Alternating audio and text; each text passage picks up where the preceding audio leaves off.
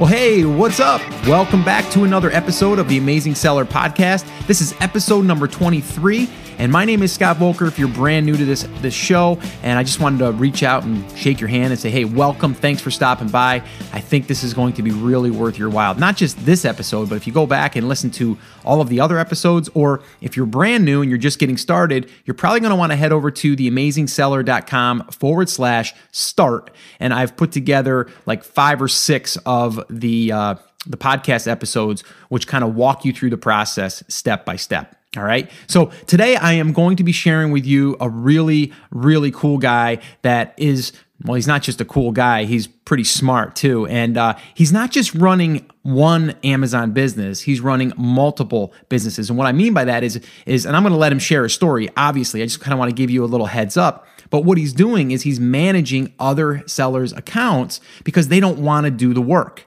Okay. And that's another thing that you could be thinking about in the beginning here. If you wanted to maybe, go after someone that's already selling, either brick and mortar or, someone that's even just selling online, but not on the Amazon platform, they might not want to do the work. Well, that's what Chris has done here, and he's doing a really good job at it. And the other thing I like about talking to Chris is he's going to be able to open our eyes to other categories and other markets and kind of let us know if there's anything different in those. And we really, really do have a great conversation, and you're going to hear that in this interview. Before we do, as you always know, I like to read a review from iTunes because I appreciate them so much, because I know it takes you time to go over there and leave them. And it also motivates me to continue to do these. So it's a win-win. And I get to rank a little higher over there and possibly reach other sellers that are doing well that we can have on the show. So if you haven't left a review, I'd really appreciate it after the show's over. If you could do that, that would be totally awesome. All right. So the one I'm going to review is from Dance Garden Gal. Okay. And the headline is Private Label Rockstar. And if you've listened to one or the first or second episode, I think it was, I wanted to be a rock star when I was a kid, when I was 17 years old. So I kind of am feeling like maybe I might be little tad. I'm showing like little tiny of a private label rock star. Wow, that's awesome. No, I don't think I'm a rock star by any stretch. But, I'm doing okay on Amazon right now. But let me just read the review. All right, so Dance Garden Gal, so I'm assuming it's a girl, she says, I've been listening to the podcast since day one, and it hasn't gotten boring yet. Scott is very easy to listen to and provides the very best quality content out there. It's the best bang for your buck that you don't even have to spend. Ha, ha, ha. All right, so awesome. Thank you, Dance Garden Gal. I don't have your first name, but that's a cool name right there. Thank you for leaving that review. I really do appreciate it. All right, so with that being said, let's dive right into the interview, and you're going to hear this entire conversation that Chris and I had about Amazon business, and I promise you, you're going to learn something, even if it's just one golden nugget that you can take away from an existing business, or if you're just starting, it's going to definitely inspire and motivate you to get this baby rolling. All right, so let's listen to the interview.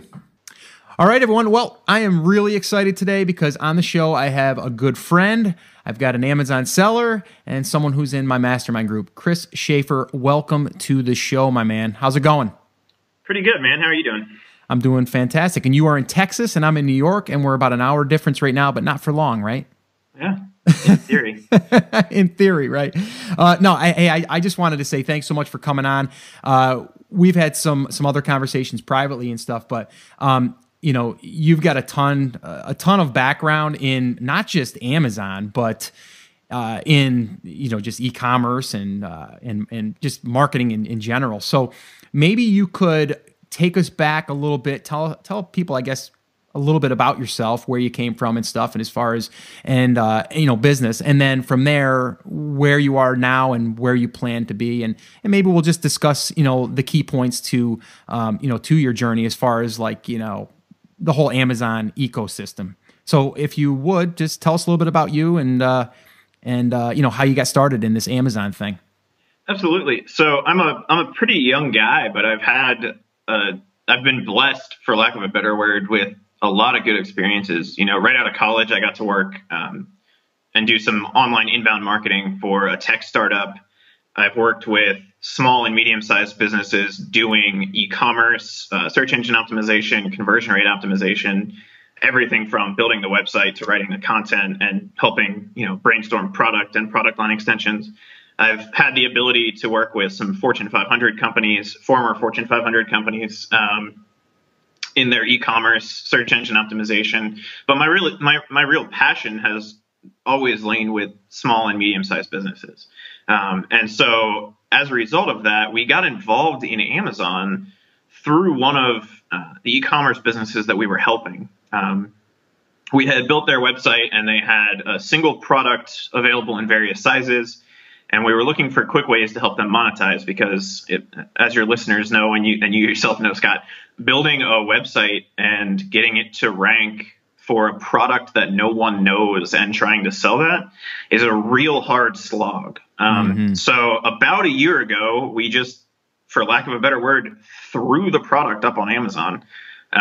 We copied and pasted the description from the website and set up FBA because we didn't want to deal with the fulfillment. And we actually started to sell a couple. And we looked at the channel and we said, wow, this is really interesting. We dug in and started to do some research and found out about the high-end info product that everybody knows about and some of the groups and mastermind groups and some of those kinds of things involved.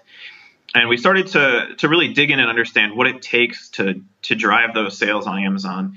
And then about 4 or 5 months ago, we finally decided, I guess it was either August or September of 2014, we thought we knew enough to really dive into it. And we decided that Amazon was going to be the channel that we really pushed.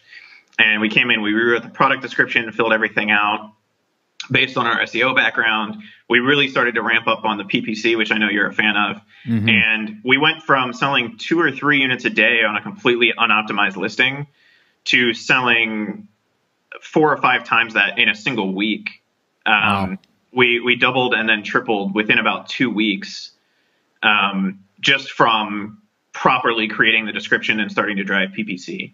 Now, was this the company that you were helping? Is that the one that you're talking about, or is this one that you started? Yeah. So this is the company that we are most heavily involved with, and this is the one that we now are running essentially. Okay. So this is the one that you and I talk about most frequently. Okay. So we are helping them source products and do all of those kinds of things. But this is our main focus at this point.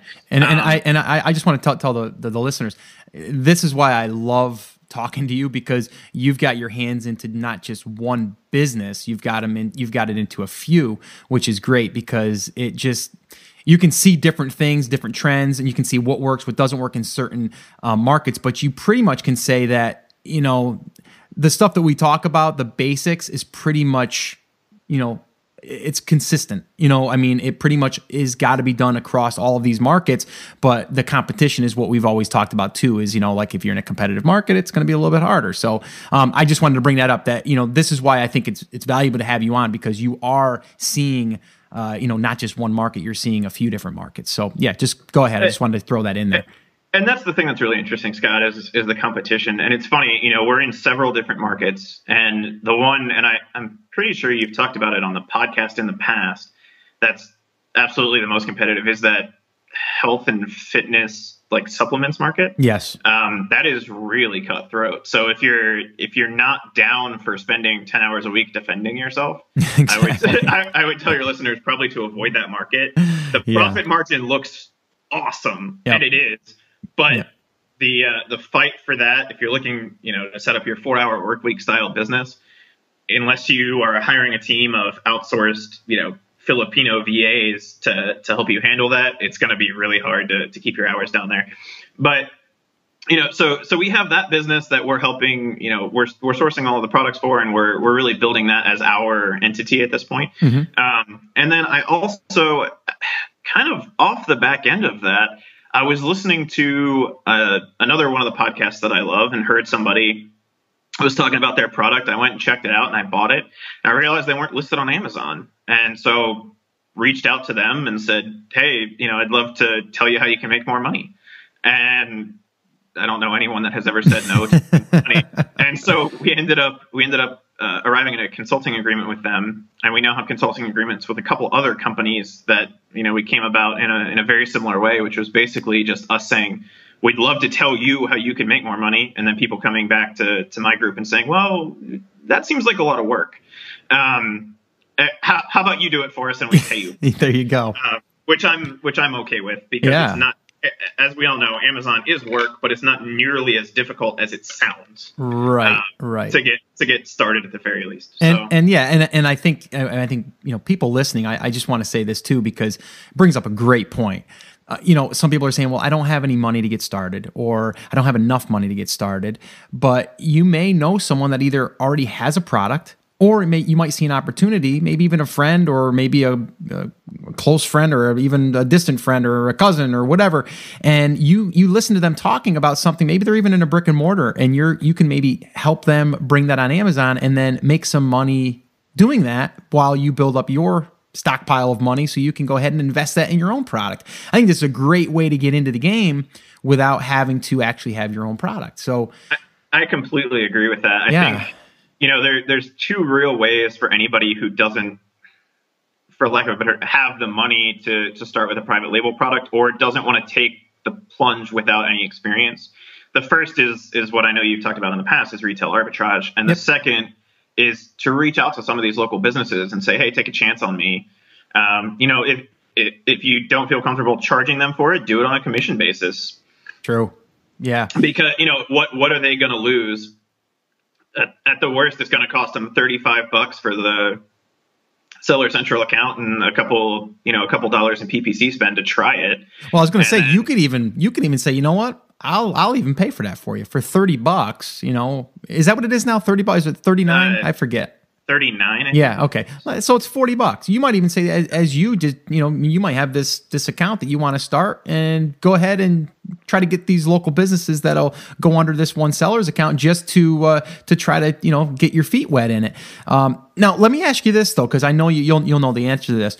What if someone wanted to even just put up a listing and not do Fulfill by Amazon and just do Fulfill by Merchant to get started? What's your feelings on that?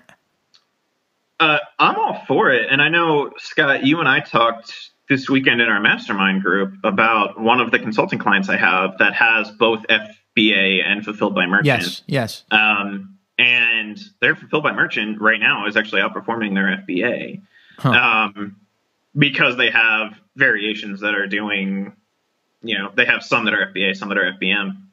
Okay. But I'm all for it. I think the biggest benefit, well, there's two big benefits to Fulfilled by Amazon, right? One is you don't have to handle the inventory. I like that one, by the way. Especially if you're consulting. Right. Like it's a pain in the butt to have to reach out to whoever you're consulting for and say, hey, we got an order, go ahead and ship it out. Right. Or worse, keep their stuff in your garage and then have to send it out. If you're a former eBayer, then maybe you're okay with that. My garage gets hot. I live in Texas. I don't want stuff in there. Right. And I don't want it in my house because my dog will smell it. Right. But the biggest other benefit, other than not having the headache of fulfillment, is that you do get additional sales just by being fulfilled by Amazon.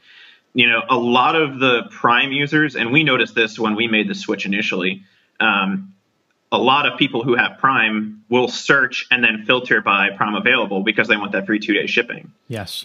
Right. And so if you are FBA, you're going to pick up a couple of those sales just by accident because your competitors aren't. Yeah. I agree. And honestly, it saves money over Fulfilled by Merchant, even with the $39 a month or whatever it is now. The shipping cost to Amazon is so low. Oh gosh, it's so low. It's ridiculous, actually.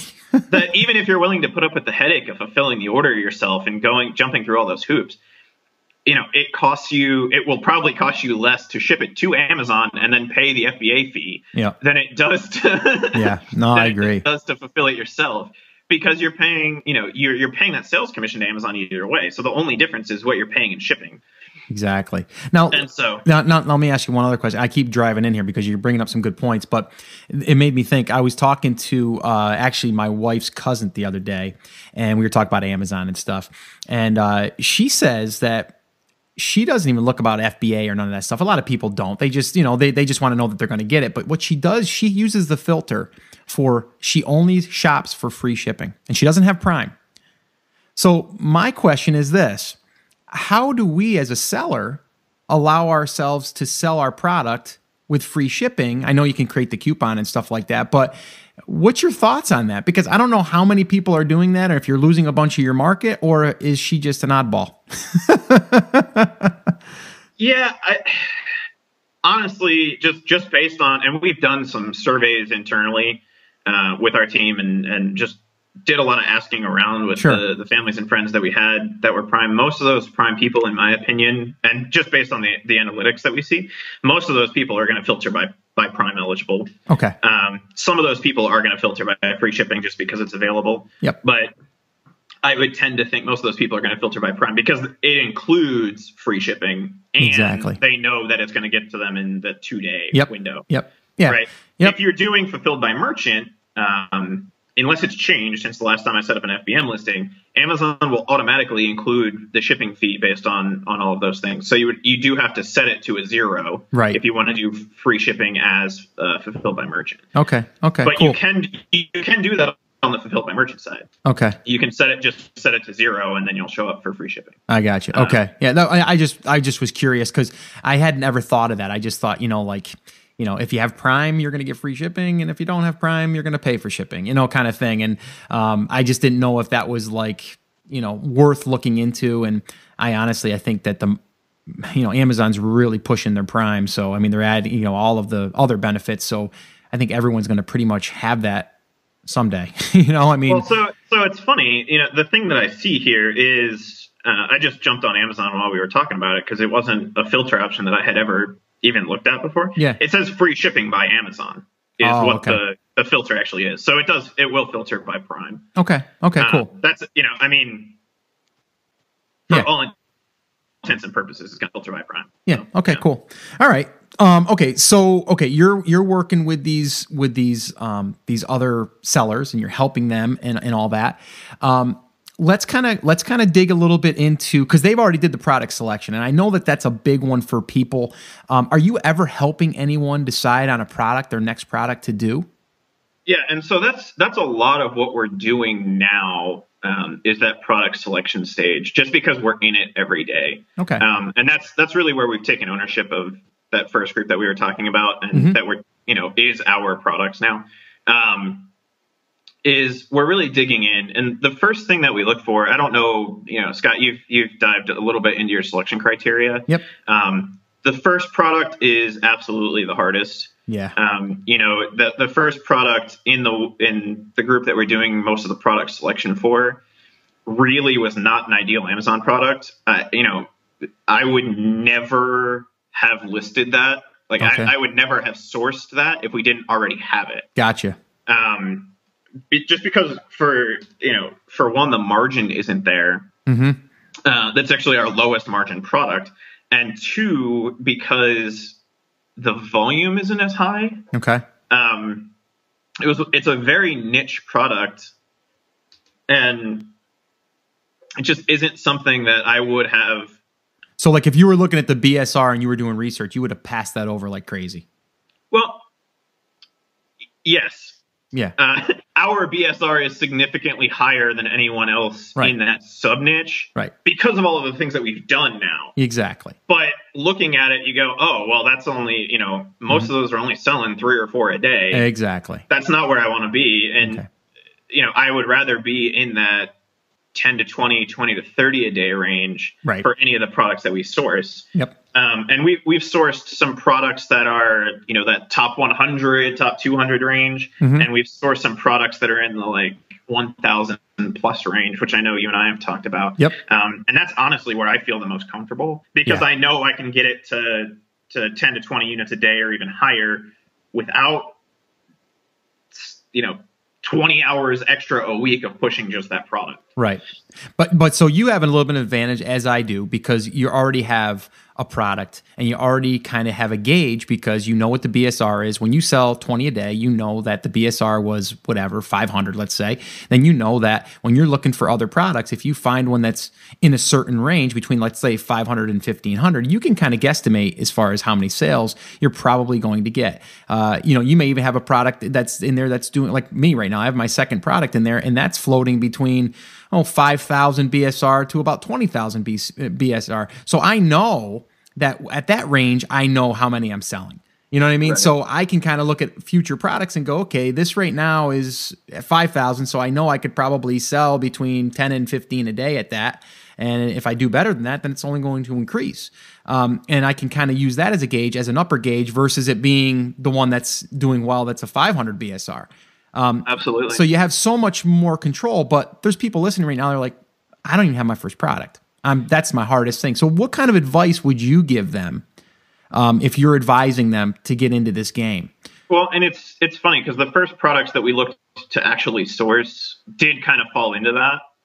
Just because we started looking before, that August, September mark where we really started to push into Amazon and learn everything that there was to learn about it. Right.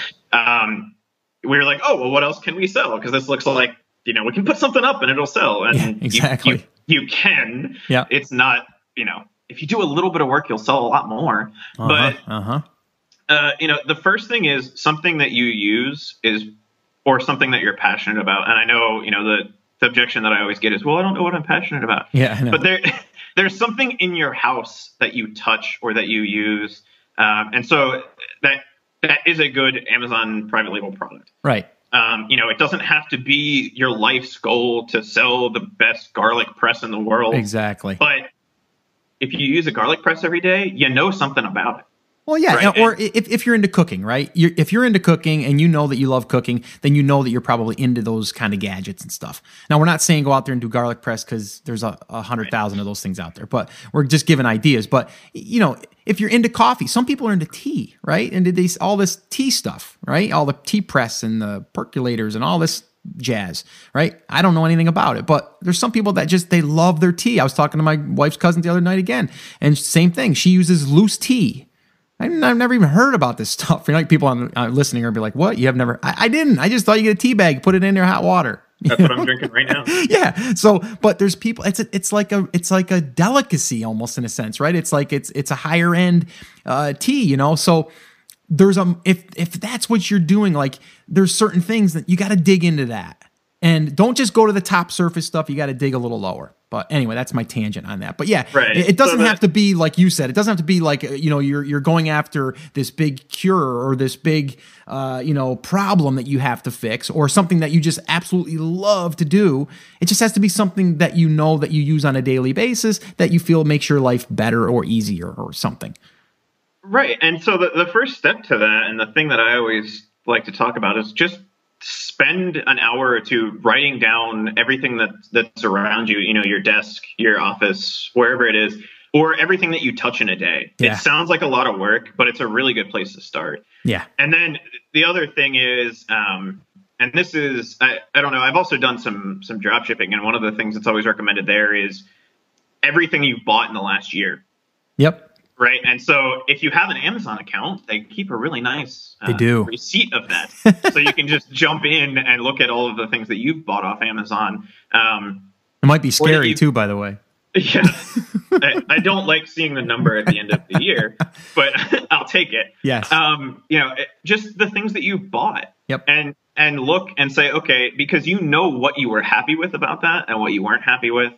And so, that's a place to start. And then my next suggestion is, jump on Amazon and look at what the competition is like.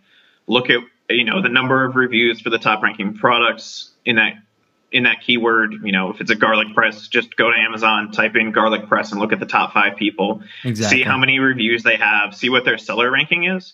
And then, if you aren't familiar with BSR and some of those kinds of things, there's a variety of tools out there that will give you a ballpark guesstimate of how many sales a day that they're doing, or you can use the method that Scott uses, which is, log in, type 999 as the quantity and track it for a couple days. And that'll give you a little bit more of an accurate estimate on how much they're actually selling. And when you find a product that you're comfortable with, jump on Alibaba or any of the other sourcing sites. There's a couple of good ones for in the US if you want to stay there. But jump on there and see if you can find something that piques your interest, and then order samples from as many people as you feel comfortable ordering samples from. Find the ones that you'd like and throw away the ones that you don't, and and go from there. Yeah, no. And again, a lot of people try to overcomplicate this, but also some people want to go right in with the most competitive market. And I just got an email from a listener and wanted to know what I thought about this certain product.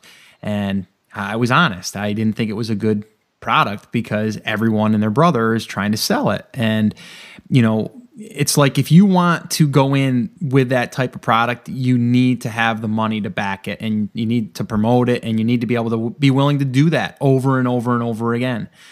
So I am like you, Chris, where, I'm looking at lower hanging fruit, I guess is the term you would say, where you're going to fly under the radar. It's like when people would look at something and be like, I'm not going to promote that. It's not sexy, right? It's nothing. It's not fancy. Or the margin might not be as high. And here's a little thing that I'll just throw this out there for people. If you're looking at a product and you don't feel the margin is there, well, do some bundles.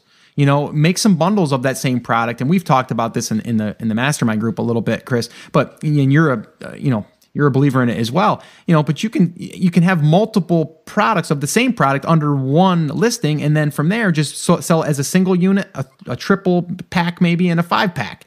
And by doing this, you're going to have a whole slew of benefits because you're going to have more than one listing listed on Amazon. But also it gives the buyer, the value of the one item, and then you can make it better in the 3-pack and the 5-pack and try to push the 3 and the 5-pack.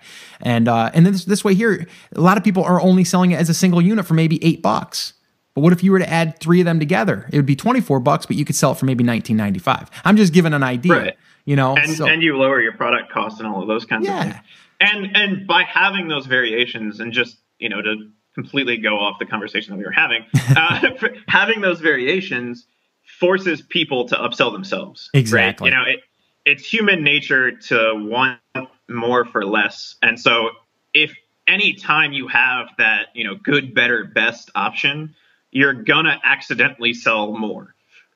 People will upsell themselves into that 3-pack, 5-pack, 10-pack, whatever it is, because they want more, or they want the best, or, it's a perceived value thing. And it's a pretty common trick. If you guys are familiar with software as a service, they will always have 3 to 5 options, yes. Right? And it forces people to the middle. Yep. Because they don't want the cheap thing and they don't want the expensive thing. They want the thing right smack dab in the middle because it must be the best, right? Yep. It seems like the most rational decision, and it's completely not. But it really helps you as a seller to sell more of those things. Well, yeah, you're adding value, Absolutely, and the biggest advice that I can have for anybody that's really struggling to get started, and I know you commented on the thread in the private label big group on Amazon or on Facebook, is just get started. Yeah. I mean, it might not be the sexiest product. It might not be the thing that's going to make you your millions, but if you can sell 5 of them a day, at a $10 margin, that's $50 a day. Guess what? That's $18,000 a year. Yeah. Yeah. Right. I couldn't agree more. And you and I have had this conversation, people are looking, and the thing that's the sexiest niche on Amazon is probably the supplement niche, right? Yep. Because you can sell something for $30 that costs you $1.18 to get. Yep. Right. You have just massive margins and high volume. But you also have massive competition. Yep. And so if you can find a single product that sells you 10 units a day at a $10 profit, that's $36,000 a year. If you can get 2 of them, that's $72,000 a year. Yeah. If you can find 3 of them, you're over $100K. Right? Yeah. No, I agree. It's a lot easier to find 3 products that sell 10 units a day than it is to find one that sells 30. Yeah. And it's almost like once you get them going, you're I don't want to say it's autopilot, but it's pretty darn close to it, because you're not going to probably have the competition. So you don't have to do as much promotion. You don't have to do as much pay-per-click maybe. I mean, it's just everything goes down from there, and you can just focus on your next product. Now, I'm not saying you got to go out there and get 100 products, because I'm not a huge fan of that either, but yeah, you have to have that metric. And I know you've said, you're happy with 10 to 15 sales a day. And ultimately I am, if my margin is at that $10 mark, right. But really I shoot for 20, because I want 5 products that are selling, $20 a day. And that's going to be my $1,000. So, that's kind of like my metric. But, again, it just, like you're saying, just start and you're going to learn the process. And it might not be a home run, or it could be a home run that you didn't even think was going to be a home run, so you just don't know, but just don't overthink it so much, I think is the big thing, Right. If you have 5 things that you can't decide between, pick one. Yeah. Just pick one. Yep. Throw a dart at a board, flip a coin a bunch of times. Yeah. Make it happen. Fill 5 bowls with dog food, and whichever one your dog eats, pick that product. That's a good one. It doesn't matter. Right. It does. But the thing that matters is the actual action, right? Taking that action step. Well, here's the thing, though, too. It's very unlikely that if you've done the research that it's going to be a total bomb. Yeah. Yeah, exactly. And here's the other thing, though. I want to go back to the gentleman, and I'm not picking on him, and I'm not going to say his name anyway. But basically, he said, "I'm going to get 150 units and test the market." Well, if you're going to get 150 units, that's your promotions that you're going to use. So after that's gone, now what?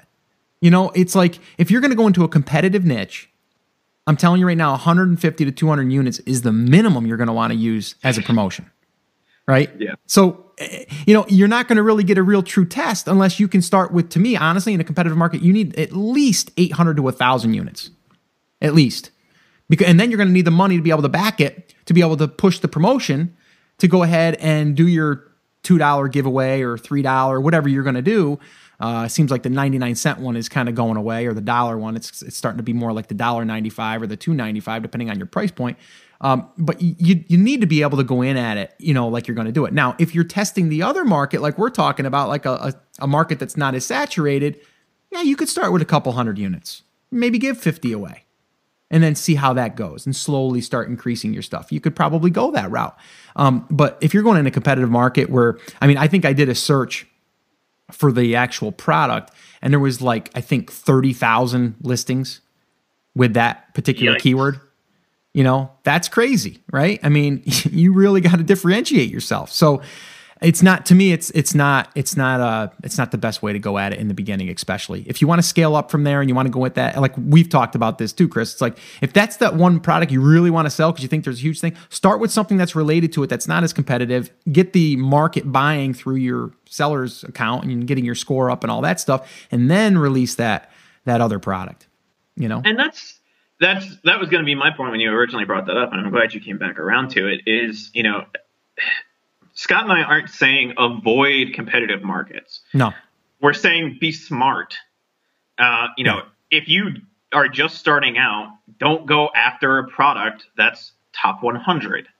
Exactly. Go after a product that's top 5,000. Because guess what? That 5,000 BSR, you're selling, depending on your category, 10, 15, 20, 25 units a day. Yep. Right? That's a substantial amount of income for a single product where most of your, the vast majority of your effort really is upfront. This is Amazon, it really is a front-loaded effort thing. You have to source the product, you have to import the product, you have to write the copy, you have to do all of the initial PPC stuff.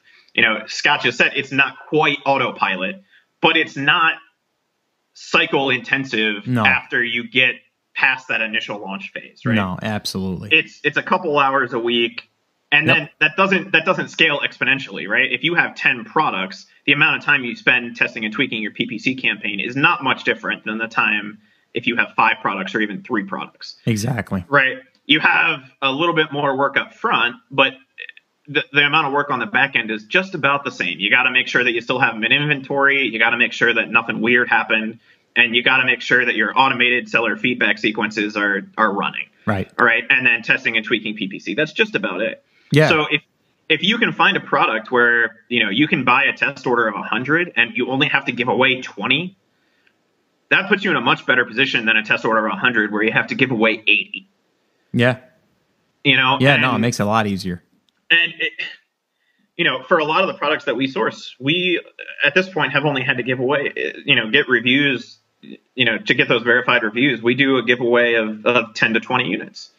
And we know that based on our feedback sequences and the emails that we send out and the customer follow-up and the cross sales and cross promotion that we get, that yes, we could probably give away 100 and do it a little bit faster, but that 10 to 20 in the seller rankings that we're looking at gives us enough of a head start to know where we're going to end up if we buy more than that test order. Right. Right. Right. Yeah. No, and I think people listening too, I mean, the other one that a lot of people don't talk about is, and it's pretty much the same, it's AliExpress, which is an extension of Alibaba. But that one there, I mean, you might not get all of maybe your logo and stuff printed on there, and you might not, if you want it quick, like that's a lot of times a wholesale deal or something that's similar, or even just it's white labeled, but they're not going to white label it for you. You're going to white label it once you get it.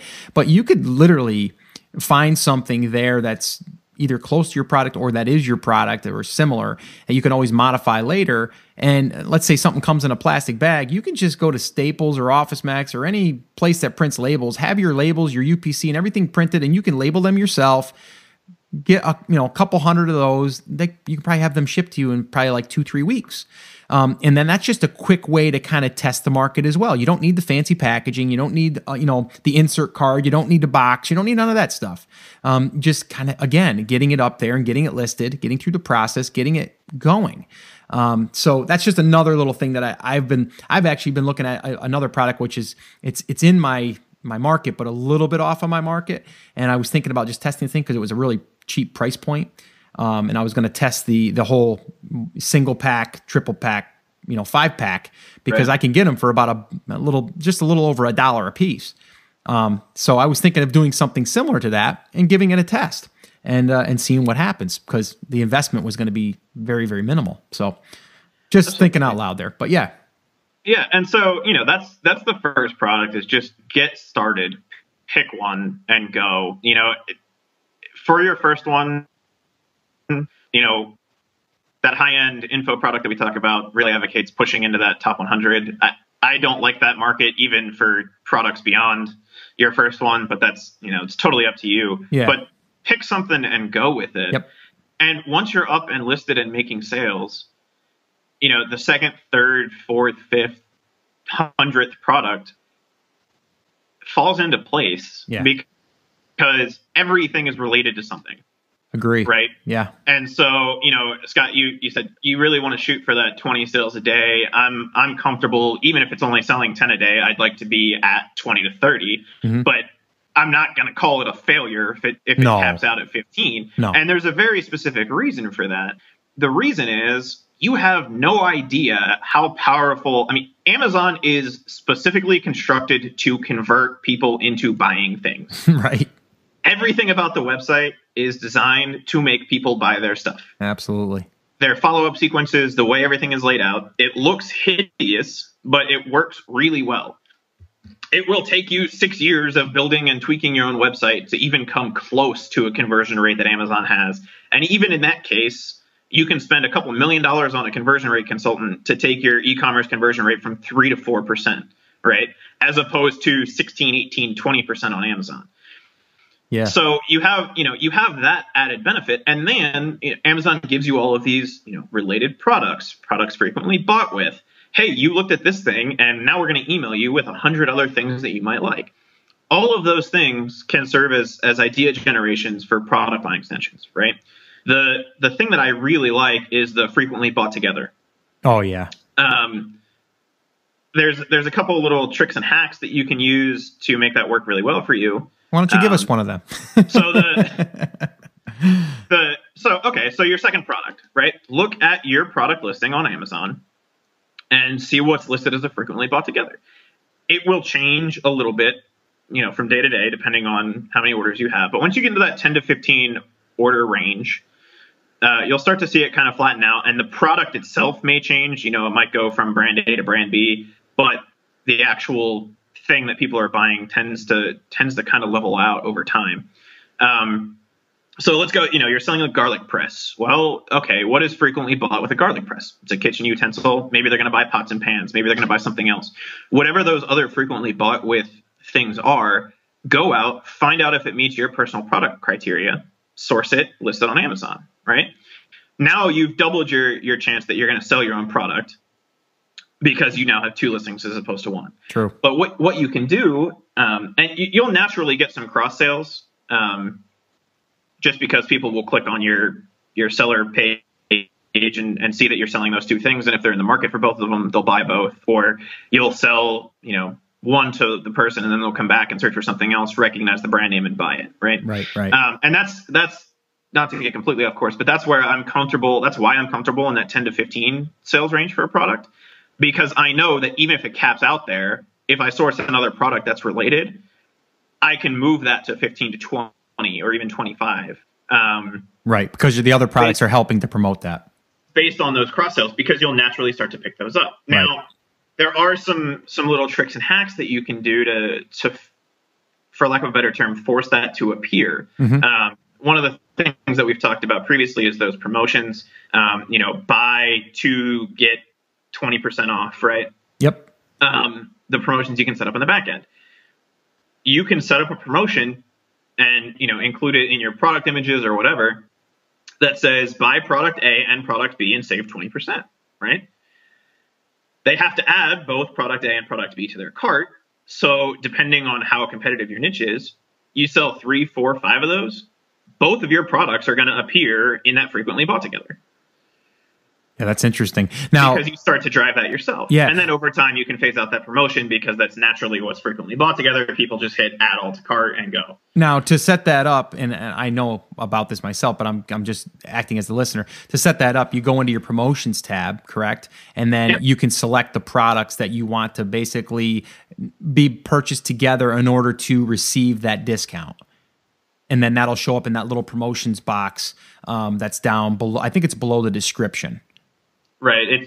It floats depending on the day, but I think it's right around the description area. And the other thing I've noticed is that they have actually a button there that you can click on that will add them. All of those items to the cart. That's huge. Is fantastic. Yeah. There's 2 different ways you can run that promotion. You can either do item A plus item B and have it be only those 2 items that you select on the back end, or you can do the more traditional style promotion that you see on a lot of the higher end, like health and beauty listings, which is buy any 2 of our products and get 20% off. Okay. And then in that case, you would just select entire catalog or entire library when you're creating that promotion. Mm-hmm. The downside to that is then you don't have control over what appears in that frequently bought together category. You're not necessarily directly pushing that. Right, but it'll show just all of your products. So if all of your products are similar, then it should be a good one. But if you're saying that you want, the garlic press to show up with the, garlic bag holder for the garlic or something, then you would want those 2 to be able to show up together because that's a better chance for that to be a perfect upsell. Right, and so upsells is another thing that we talked about this weekend, actually. When you're beyond your first product, related products are great. And there's a lot of, everyone has different criteria for price points. But when you're creating that second product, it can be a different price point. It doesn't have to be, that product A is $19.99. So you absolutely want to stay in that price range, because through doing some of those things, you can either bring in one of those lower price products where you make a little bit less margin if it's something that you think will lead somebody to buy that garlic press, right? Exactly, so it's, the garlic bag might only be $4.99 or $5.99, but the garlic press is $19. Well, if we can get those listed as frequently bought together, someone who's really passionate about garlic is probably going to buy both of those. So, that $4.99 product might have a higher search volume and might be more frequently bought. So you're okay with only making $1 on that because you're going to sell 100 of them a day or whatever it is. And you will accidentally increase your sales of the garlic press in addition to that. So, it kind of works both ways. And additionally, maybe they're looking into buying a high-end set of pots and pans. Exactly. Or, a garlic sauteer. Yes. Something like that. Yep.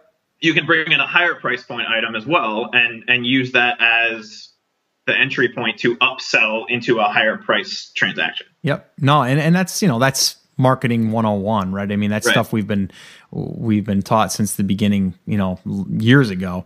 And it's you're in that natural progression of the sale. So you want to be able to offer those products. I think that's a great idea though, Chris, too, is to actually look at your either yours and it'll tell you what's frequently bought with it, that maybe you haven't released yet, or you're a competitor and then see what's being frequently bought together, and then that could be a great way to spawn a new idea, and then you could be that particular product. I think that's really powerful to be able to do that. Now, the one thing is, I will say, and you've probably noticed this too, with all of these promotions out there going out, for these different blast services, you'll notice, and I've noticed it with mine, like, if I've used that in the past, you'll see like, your product and then frequently bought together, like rubber, like cupcake holders, because that promotion ran for maybe your product and another product, and those were bought together because they were around the same time. So that's something you got to look at too. Obviously you're going to tell if that product's related or not.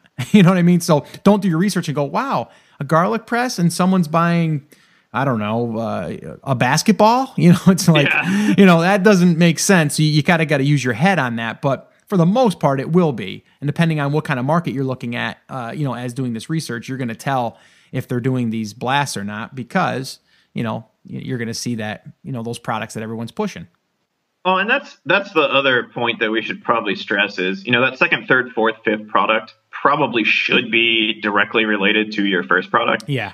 And don't worry if you pick a garlic press and you can't think of things that are related to that. Right. Amazon does a lot of that work for you. Right. If you know where to look, which we just spent 15 minutes talking about that.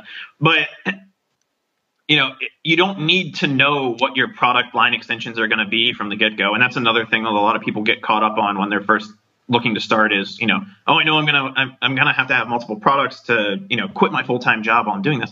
Don't worry about that up front. Those will become more and more apparent to you. My team internally has a list of probably 25 products at this point that we're looking into sourcing. And, we're never going to get to all of them, but they're all valuable. Yeah, right? Yeah. And so you just, in surfing around and checking out your competition, will find a bunch that makes sense. It's a lot easier to find those additional products than it is to find the first one. No, absolutely. And like you said, I just think when people are picking a product, you're going to know that there's other products out there that are going to go with this. You just don't need to know them exactly. But like, I give you an example. I was talking to a gentleman the other day, and he was like, he was looking at, not that he was going to source this, but he was just looking at different products, and it was like these drunk glasses that you put on, and it makes you feel like you're drunk or something. And I'm like, well, that's fun and everything, but what's your other products you're going to sell that are related to that? Well, it'd have to be something that was kind of like related to being kind of silly, I guess. But I'm just, what's that? Breathalyzers. Yeah, right. So it would have to be something similar, but to me, it would be hard to find something like you're buying drunken glasses, which is kind of comical, but in the same breath, you got to find something else that's going to go synergistically together. So just be smart about it, and like you said, I mean, they're going to do the work for you. Just know that there is other products that you could add to it down the line, not just being like, I'm just going to do this one product. I think this is going to be the home run. Yeah, and that's the other thing is it really is significantly easier to find those products because Amazon does the work for you. The hardest thing to know, and Scott, I'd love to get your take on this, and I'm sure you've touched on it in the past, is when to add those additional products. Yeah.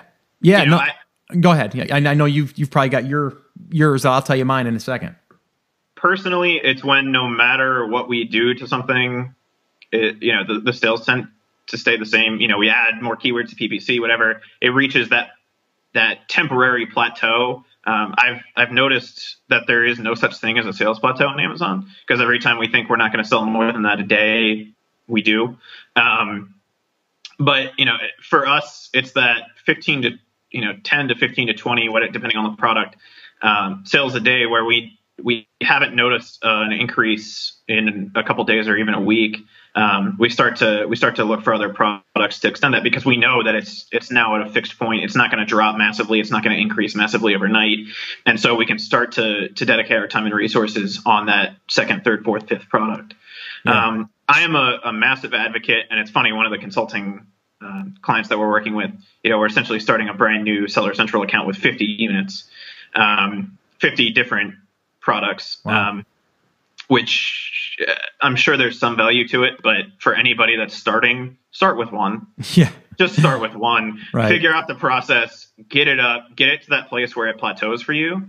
And, no matter what you do, you go out and you get additional reviews, you increase PPC, and then you can start to take that time and effort and dedicate it to something else. But use all of the time and effort you have to push your first product until you can't figure out another way to push it. Yeah. And then move on to something else. Yeah, and I'm very similar to that. Mine is, I mean, in a perfect world, it's basically every product I roll out, I want to get at least 20 sales a day, and I won't stop. I won't stop pushing it until I get to that 20 sales per day. But like you said, I'm not going to also fall in love with it that I can't abandon it. And the thing is if I've done everything I think under the sun that I can do in order to get it to that point, let's say I get at 12 sales a day and I'm still trying to, really work on it. What I may do is obviously just leave it there, but continue to build my reviews and my feedback naturally as I'm getting those, 5 or 10 or 15 sales a day. And then I know that probably over time, a little bit longer than I had thought, it's going to get to that 20 sales a day. And this is exactly the situation I'm dealing with right now with my second product, which I just released probably 6 weeks ago. And I've had some days where I've done, my biggest day was 19 units and they were all organic sales. Some were pay-per-click, but I'm saying they weren't like promos. Right. But then I've had a couple days where there was only 1 or 2 sales. So my average has been about 5 to 6 sales, give or take, some days a little bit higher. But, my problem with that one is I selected that product a little prematurely, and my research told me that the number one product was probably selling about 40 a day, but the second, third, and fourth product were probably only selling about 5 to 10 a day each. So the problem with that is the number one listing is taking up a majority of the demand of the market. So in order for me to get those sales, I got to be able to get to the 1 or the 2 spot in order to take that. So my learning lesson from that is don't go so shallow. I have to make sure that I'm deeper within that. But I do think I'm going to get to the 20 sales a day. It's just not going to be as soon as I thought it would be. But what I'm doing is I've already got my third product in production, and it should be here for the second quarter. So that was my goal going into this too, is I wanted to roll out 1 product per quarter, figuring I could get that to that 20 sale per day. But I'm on the same page as you. My thing is I want 20 sales a day for 5 products across the entire brand for 2015. So, but yeah, I mean, like I said, product number 2, it's going to probably get there. It's going to eventually probably get there, but it's not going to get there, I don't think, before I release my third product, because that one's already in production and going to be here in probably around 2.5 weeks. I know we touched on it earlier, but there is something to be said for we're going to have, there are going to be products that don't do as well as you think they're going to do right off the bat. Sure. But as far as I've seen, there's not really a plateau for where you will ever top out. That first product that we listed, we would not have picked as a product to source for Amazon. Right. But we are half, I guess would be the correct term, the BSR of the highest selling other person in that category. So we're selling twice as many, give or take, wow, as they are. And a large part of that is due to, those follow-up sequences, getting Sure. seller feedback, getting reviews. And the thing with Amazon is that a rising tide lifts all boats, right? Mm-hmm. The more seller feedback your account has, the more likely you are to show up for any given search term, right? It's just like in organic search optimization, the more links you have, the better your overall search score is. Absolutely. The more likely you are to show up for blue widget or Yep. any variation thereof, right?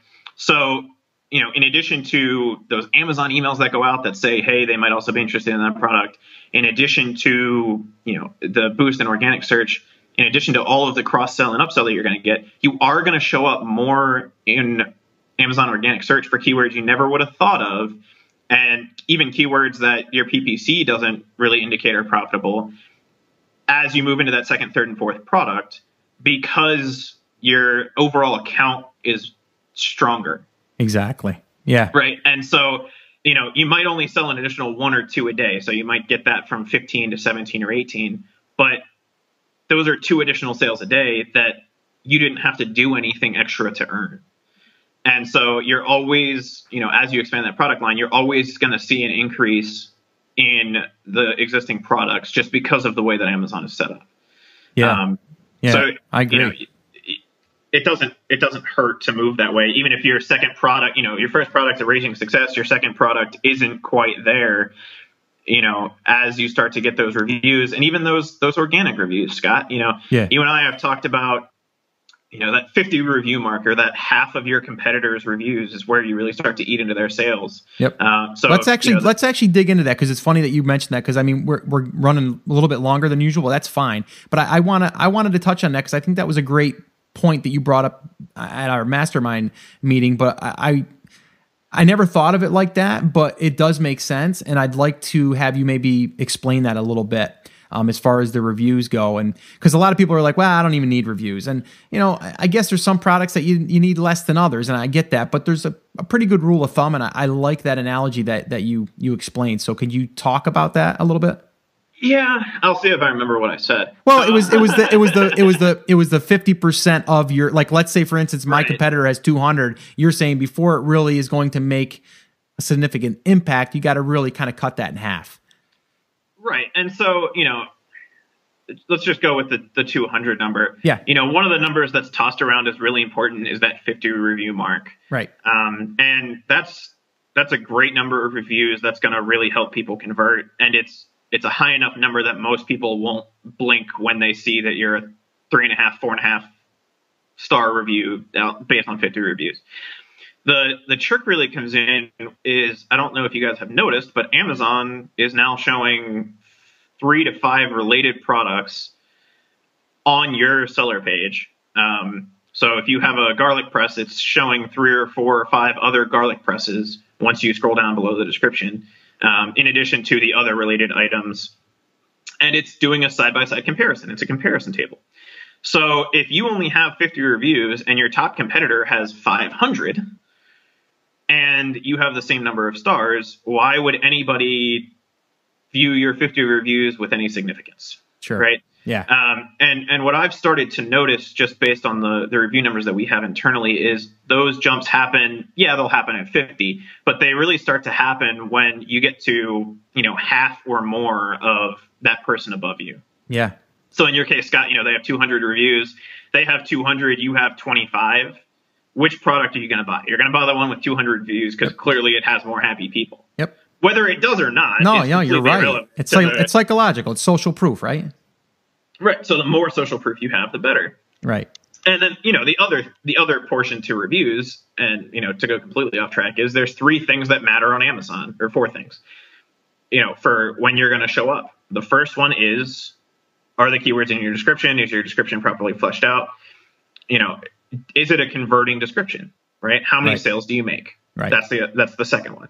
The third one is your overall seller account, right? That feedback. And you and I are both advocates of asking for feedback before we ask for reviews. Right. One, because we can weed out issues where we would get a negative review that isn't necessarily deserved or whatever. Right. Through that process. And 2, because seller feedback plays a role. If it was just reviews that played a role, when you launched a product, you wouldn't rank organically for it. Exactly.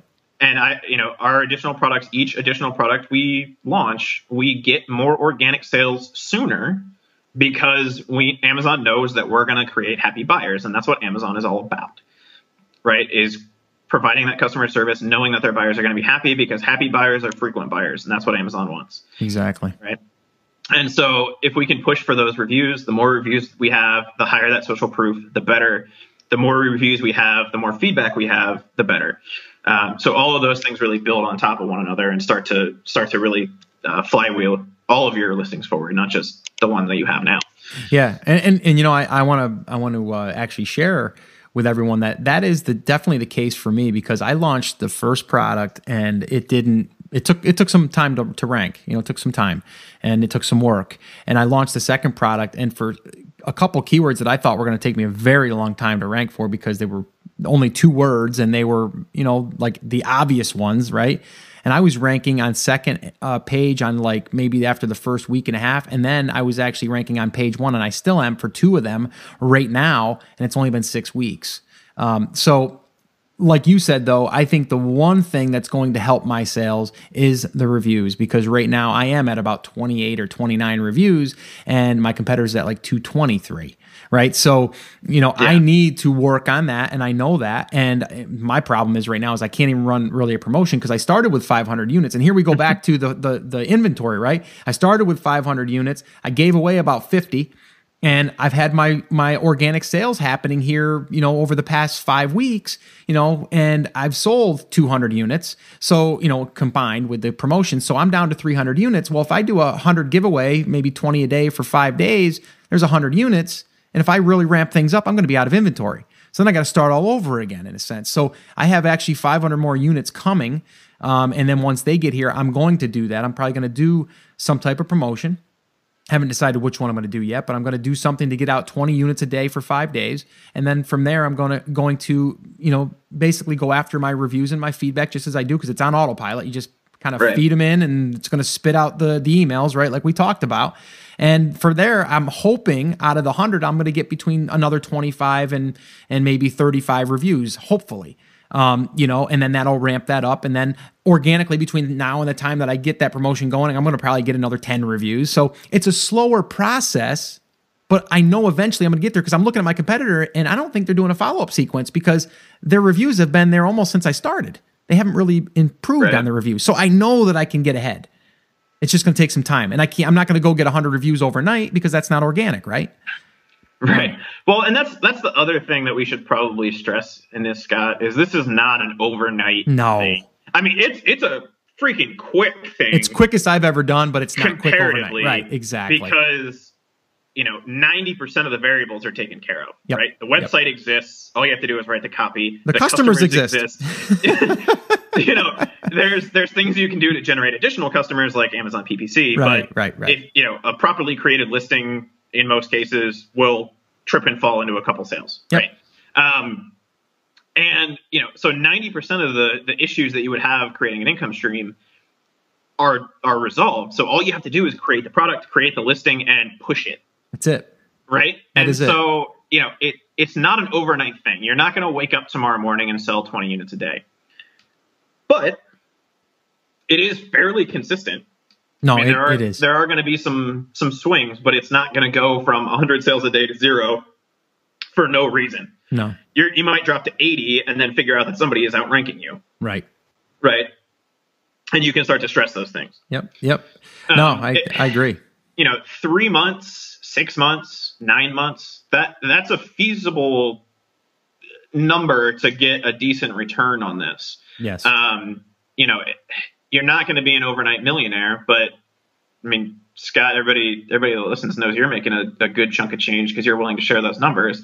And right now you're not even taking a salary off of that, right? You're reinvesting that back into the business. I'm reinvesting, and that's why I'm able to roll out this second product and third product. And I did mention that, I don't know, was it on the last one that I did? It was the one that came out today, episode number 20, which today isn't today for the people listening, but today's actually a Monday, so we're recording this. But people were asking about investors and stuff, and we can get in a whole thing about that. But my father wanted to kind of get in the game, and I said, well, rather than you starting from scratch, if you want to go in on a product, I'll help. I'll help you with that, and you help me with the funds, and we'll go in on this one product together, and we'll, you can take a 20% cut of it.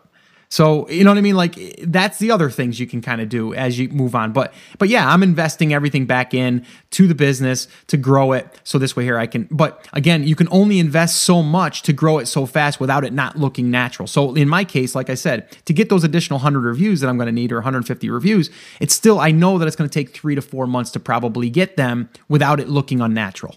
So I'm okay with that. Now, it's different. If I had more sales volume, it would go quicker. But the sales volume isn't there, which I've already illustrated, because the demand for this product isn't as high as I thought it was. But I know that once I do get to that number 1 or number 2 spot, I will be able to get to the 20 sales. It's just going to take a little bit longer, and I'm okay with that. So right, and that's the other thing, right? So you had your initial investment, and for most people, just based on the conversation, conversations that I've had, it's somewhere between $1,000 and $5,000, right? Yep, 5,000 for me it was, yeah. And that falls in that average range. Yep. So okay, that initial investment, you're not investing more money than that. No. Right? So your second, third, and fourth product, even if you continue to reinvest all of the profits that you're making from that first product, your second, third, and fourth product are pure profit. Exactly. That $5,000, once you've paid yourself back for that, even if you continue reinvesting that $5,000 into the business every month, you don't have an additional capital outlay, right? I mean, it's that 5,000, that 3,000, that 2,000, whatever it was. It's kind of a fixed nugget unless you want to expand beyond that. Exactly. And so, you pay yourself back for that 5,000, you still have that 5,000 next month coming into the business to reinvest into product 3, 4, and 5. And then you're not spending your money, you're spending the business's money. Yeah. At that point. Yeah. And I will be honest, because if, and that was the question that I answered on the last podcast was, would it help me to scale faster if I had investors or someone to go in? And the answer is yes, it would. And that's why I actually did, have my father come on board. Well, obviously because he wanted to get in the game, but he didn't want to do all of this stuff. Kind of like you with the consulting, right? The guy, people don't want to do it, but he's got some money laying around. And he says, yeah, well, I'll go ahead and stick it into product. We'll see what happens. So it's kind of like the same thing, right? I'm doing the work. I've got all of the channels set up. I've got all of the know-how, but you got a person that doesn't really want to, take the time to learn all that stuff and do it and doesn't want to spend the time. So they're willing to do the other. So for me, it's scalability. I want to be able to scale maybe past my 5 products that I've already set out to do for 15. Maybe I'll do 6 or 7 products and maybe he could be in on 2 of them. Right. So it's just a way to scale a little bit quicker. But again, if people are listening and you didn't listen to that last episode, which was episode number 20, basically if you don't have the money, and you want to find someone that does have some money that's willing to take a little bit of a risk with you. Obviously, I said on the podcast too, you want it to be someone that, and they know the risks as well. But there's really no excuses for anyone not to move forward. That's bottom line. We're way off topic right now, Chris, but it's fine. So just to jump back on that really quick, it's an issue of resources versus resourcefulness. Yes. Right. And the people with resources, or if you are resourceful, you will never lack the resources. Exactly. Right. Go out and find somebody, call grandma, call grandpa, call mommy, call daddy. Right. Get $1,000, get $500. Yep. Or do some consulting.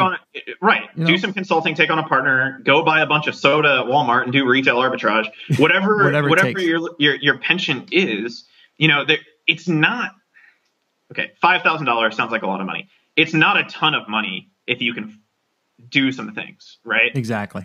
If you can consult for a little bit or, build a website for a client or whatever else, figure out a way to find a small chunk of change and start.